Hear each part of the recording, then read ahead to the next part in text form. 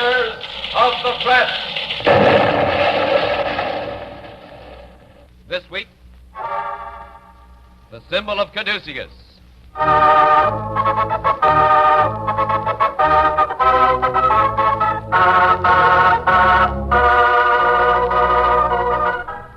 This is United Press correspondent Walter Cronkite reporting from somewhere on the Western Front on the symbol of Caduceus. What is Caduceus? Well, let's put it like this.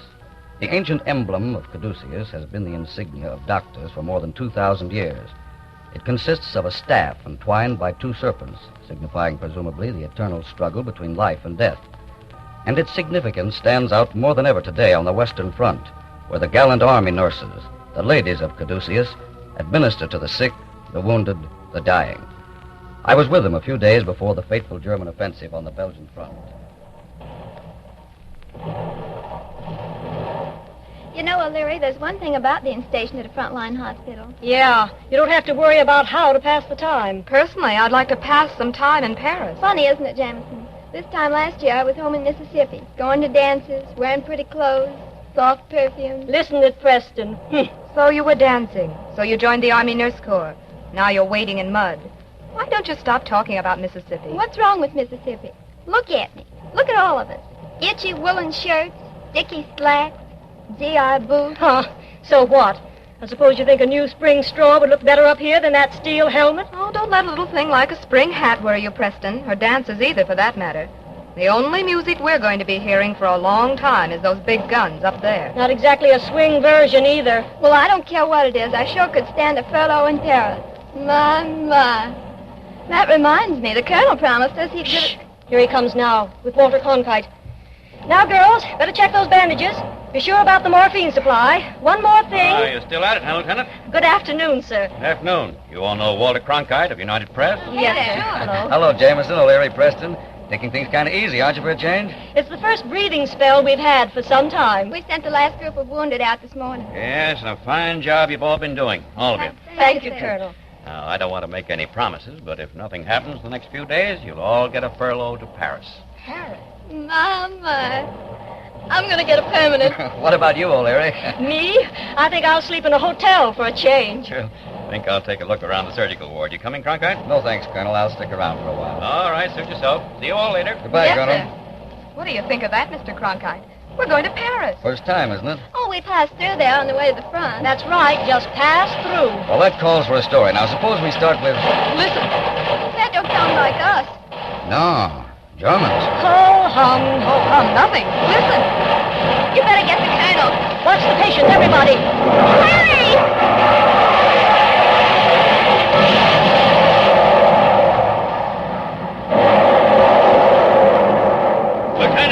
Lieutenant! Yes, Colonel. Prepare for patients. Looks like a major attack. Right away, sir.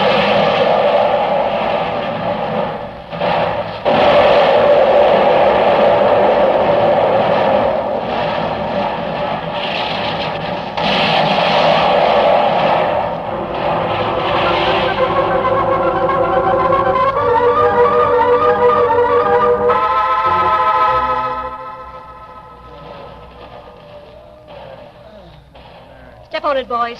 You'll find more beds over there. Preston, What is it? better see what that boy wants. Third bed on the right. Right away. Looks bad, doesn't it, O'Leary? I don't know. I'm waiting for the colonel. He's got his hands full in the operating room. Not there, boys. Take him over in the west wing. Okay, Lieutenant. How's your ward holding up, Jameson? We lost 2 this morning. Here come some more. Where do you want him, Lieutenant? In the rear, straight back. Jameson, give them a hand, will you? Sure. This way, boys. Uh, Easy there, soldier. You'll be all right. Sure I will, Cutie. Anybody ever call you Cutie? Sure. Why not? Corporal, send back immediately for all the blood plasma you can get. Morphine, too. They're coming in too fast for us to handle. Oh, here you are, Lieutenant O'Leary. Colonel, we need more space. I need lots of things. Now, just remember, we can't risk any unnecessary alarm. Keep everybody as calm as you can. Looks like an all-out German offensive. Yes, sir. Colonel, I what about... can't talk any more now, O'Leary. I need you in the operating room at once.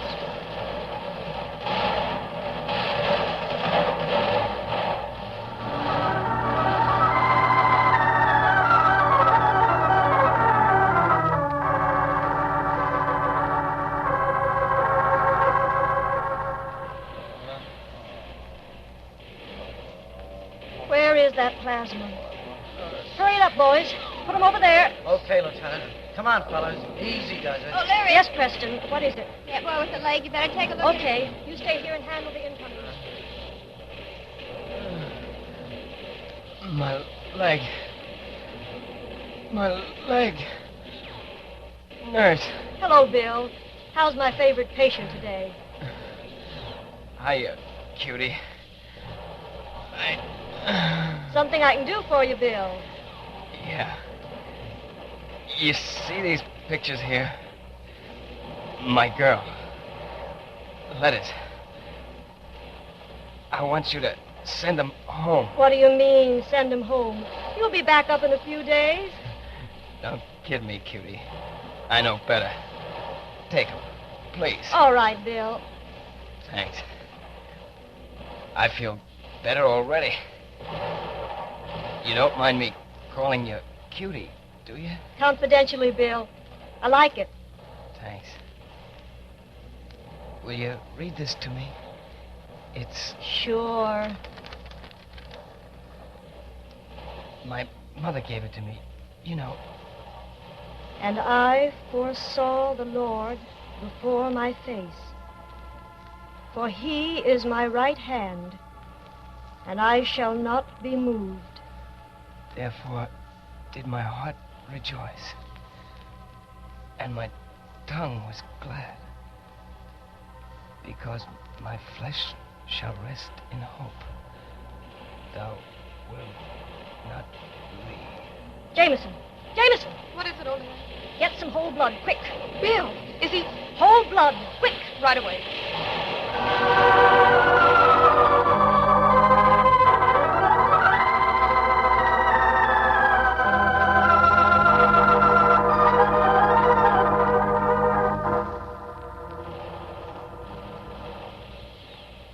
They're coming up, Colonel. Yes, Cronkite. Gotta move and move quick. Come on.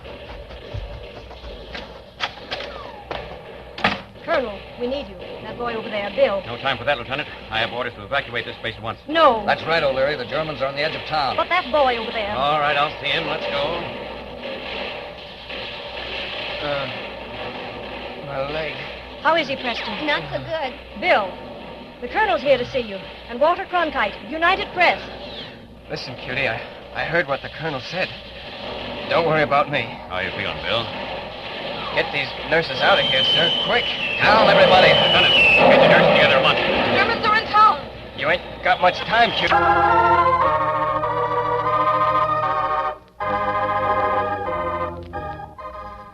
True to his promise, the colonel did not leave one single patient behind. And during that enemy offensive, not a wounded GI was lost to the Germans. Most of the credit goes to those nurses, the ladies of Caduceus, working night and day, their jaws set, their eyes red-rimmed from lack of sleep. These girls transferred their hospital base 6 times before the enemy offensive was finally checked. And when it was over, the colonel told me, Those nurses, Cronkite, they're heroes. And I want the United Press to tell the folks back home that they were terrific. Tell them we need more nurses like them. And we need them fast. I'll tell them, Colonel. I'll tell them.